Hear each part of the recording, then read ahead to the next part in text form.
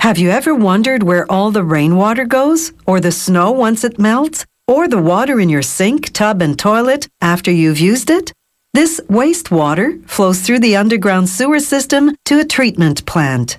The plant removes most of the pollutants, then releases the water into a lake or river.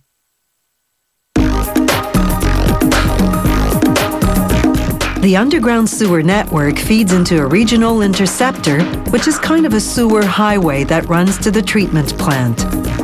The action begins at the plant's pumping station. It doesn't look like much from above, but the building extends some 15 stories below ground, right through solid rock.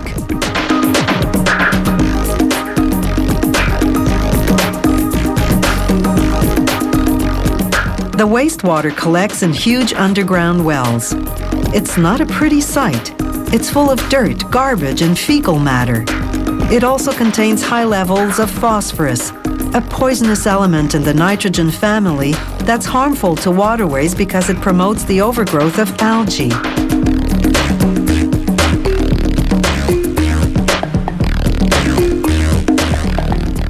The water flows from the wells to giant pumps that force it to the surface.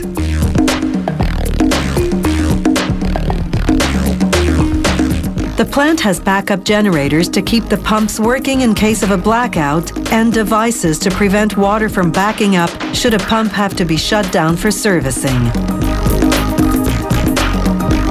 Once the wastewater reaches the surface, it flows through the pumping station, down discharge channels leading to the treatment building. Along the way, it's sprayed with either aluminum sulfate or ferric chloride, two chemical coagulants. They gradually transform phosphorus in the water from liquid to solid so it can be removed later on. Once the water reaches the treatment building, it flows through screens. This preliminary filtration removes any solids larger than 2.5 centimeters in diameter, such things as stones, paper, and plastic.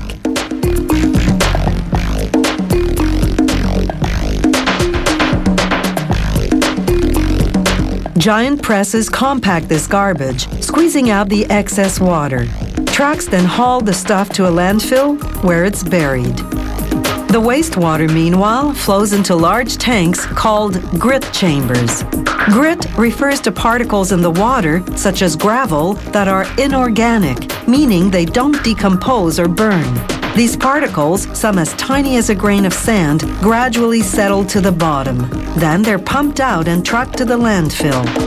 To remove organic particles, mainly phosphorus, they add a polymer, a type of chemical compound. This demonstration shows what happens. Remember, as the wastewater left the pumping station, it was sprayed with coagulant.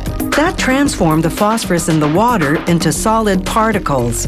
The polymer solution completes the process.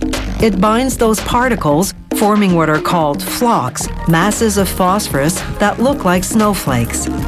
They're heavier than water, so they sink to the bottom.